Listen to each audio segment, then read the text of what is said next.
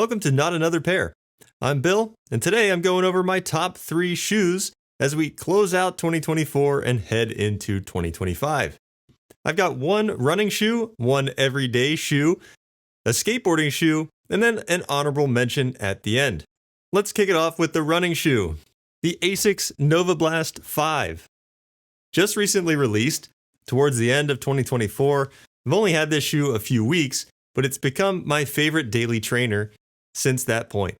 It still comes in at the $140 price tag, which is nice to see, as some other shoes have gotten more expensive in recent years. The rubber seems to grip pretty well. The foam is soft, but also supportive, and does feel pretty responsive or bouncy, as people like to say. What really drew me in here was the fit. It's a little bit wider in the forefoot than the Novablast 4. I actually skipped the Novablast 4 because it didn't fit my foot well when I tried it on, and I wasn't a huge fan of the foam. For me, it fits true to size. I picked a size 10. There's plenty of room in the toes, and like I said, it's a wider fit that overall is really comfortable. The heel collar is nicely padded, the tongue has some padding, and the lacing system is actually great. It relieves any pressure points, and I don't have any discomfort or anything like that while running in this shoe. Lockdown was a little bit of a concern for me. The last Asics shoe that I ran in was the original Super Blast, and in a size 10, that shoe always felt a little clompy to me as I ran along. The fit on my left foot was fine. My right foot is slightly smaller. In a size 10, I did have to do the heel lock in order to keep my heel from slipping out, and that was just kind of a minor annoyance. I don't have to do that usually on any shoe that's a size 10. And the rocker is nice. It's pretty gentle in my opinion. Not quite as smooth as some of the Hoka shoes. I really like the Hoka rocker, but this one's nice, and it's not too tippy, as I would say. You know, as you lean forward onto the forefoot, it doesn't kind of throw you forward like some other shoes that I've tried in the past.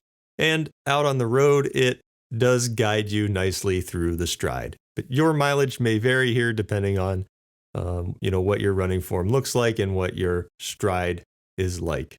I personally was looking for an 8mm drop shoe that was a little bit more firm than the New Balance Rebel V4. I put quite a few miles on the New Balance Rebel V4. It started to squish out on me a little bit, and even at 165-ish pounds, I could definitely get that shoe to bottom out in certain instances. So this was kind of exactly what I was looking for. Slightly higher drop, a little bit more foam, a little bit more firm foam, and the foam still has that nice bounce as you go along, like you get from the Rebel that has some of that PIBA mixed into the EVA. For me, the Asics Novablast 5 was a right shoe, right time sort of situation. Just happened to come out while I was looking for a new daily trainer and checked all of the boxes. To boot, I got this wild teal colorway, not something that I would usually go for, but I was in the store. This was all they had when it just came out. It fit good and it felt good in the store, so I went with it because those two things are all that matters, and color would be the third thing on the list for me. So the Novablast 5 is going to be my daily trainer here for who knows how long into 2025, but I am enjoying lacing this shoe up and going out for runs, or in the winter here, even running on the treadmill. Next, we're going to go to my favorite everyday shoe, and it's winter here in Connecticut. So I've got a Vans Sk8-Hi MTE, which is their lineup of kind of outdoor Vans, and it's a waterproof and insulated shoe. And my favorite thing about this shoe is the color. It's kind of a, funny looking brown color, but it's got red laces, which is sweet. My dad always used to wear boots with red laces on them.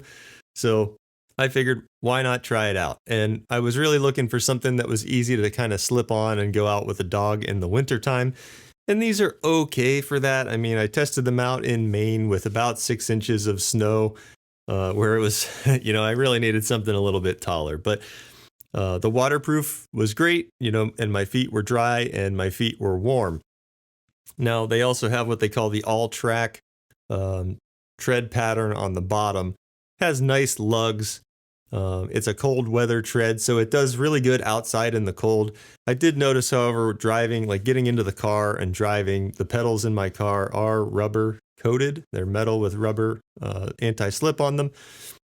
And with a little bit of water on this tread, I was kind of slipping around on the clutch and gas pedal. So I don't like that a whole lot. But, you know, other than that small gripe, these shoes have been great. They had a great sale Black Friday, got them for 20% off. Fit wise here on these shoes, the 9.5 was what fit me best. So you just heard me say in the running shoes, I would typically pick a 10, and that's true. In Vans, I've got the Skate Classic lows as well in a 9.5, and it's kind of the perfect fit. It's not too big, it's not running shoe size. Like I don't have a thumbs width space on the toes, but there's still enough room in the toe box to move around a little bit that it's not too tight. So for my everyday winter recommendation, this Vans Sk8-Hi takes the cake there. As I bought them, I was like, man, I got to do a top 3 shoes video of the year, and this one's definitely on the list. And lastly, we've got the Nike SB. What do they call this thing? Zoom PS8. Nike SB Zoom PS8. And throwing a skateboard shoe in here. Bill, what are you doing? Well, I did pick up skateboarding a few years ago again, as I used to skate when I was a kid. So now I used to skate, and I still do, but I used to too. And this shoe is on the list because it's packed full of technology. You turn the shoe around, oh my gosh, what is that? Yes, Nike put a carbon fiber plate in a skateboard shoe. It has a fly plate in it with this split edge, and it really does help give some spring to this shoe. It also has a Zoom pod in it, so it's a Zoom shoe. I love the Flyknit upper on it. It's probably one of the most comfortable skateboard shoes that I've worn. It's got interior lacing if you wanted to go inside, which for skateboarders is a big deal. As you're rubbing this against the abrasive grip tape, you can often break laces. So having them laced inside is a great way to keep them hidden and help you save some money having to replace your laces. And then the last thing I noticed on this shoe is the rubber compound. It has Heart, H-A-R-T on the side. And I was like, what is that? Is that, is that some skateboarder that I don't know? And this is a pro model. No, it stands for High Abrasion Rubber Tech. So they put less rubber on the bottom. It's supposed to be more abrasion resistant than some of their other rubbers. And as I, just kind of my initial testing with the shoe, this is some of the grippiest rubber that I've ever felt on a skateboard shoe. And only time will tell, how well it holds up. But I think it's wild that they've taken basically their top of the line features from running shoes, things like Flyknit and fly plates and air zoom, and are starting to trickle down into the skateboard shoes. I just think that's great. And as we get older here, I want, shoes that are more supportive, that'll help me skate longer, that give me some impact protection, and that are comfortable overall. And it just looks good. I mean, it looks like a normal shoe. It doesn't scream, hey, I'm a skateboarder. This could also function as a lifestyle shoe as well. So I love that about this. Now, it is a little bit expensive. And the sizing was really weird. So Nike SB sizing for me is all over the place. I have some that are size 9 that fit good and some that are size 10 that fit good. The 9 in this was just a little bit too tight. I do like my skate shoes more tight. The 9.5, which is what I ended up with, has probably a little bit too much room in the toe box for me to actually skate, but I'll try anyways. And the 10 was like massively too big. So I don't know what they're doing with their sizing, but across the models, and especially the pro models, they all fit differently. So that's just something to note if you're looking to pick up the Zoom PS8. And last on the list, the honorable mention, I already talked about it a little bit in this video, but it's the New Balance Rebel V4, which was my previous favorite daily trainer. Sticks with that $140 entry-level price tag. Has a really wide toe box. The foam is nice. It's a little soft for me personally, but it's nice. It has good bounce. The tread had been fine on it. It breathes well. It's a comfortable shoe. I have no problems with the lacing. The sizing was pretty good as well. I did stick with the 10. Some people had issues and went up a half size in that shoe. And I think for a shorter distance shoe, that's fine. If I was going long distances in that shoe where your feet start to swell a little bit, maybe I would have wanted a little bit more room, but for me, the size 10 was fine. And lastly, it's marketed kind of as an up-tempo daily trainer, which I think it does good at. For me, it's a little bit too soft to do that, so I actually liked it more as a daily trainer, but like many others have mentioned before me, you know, the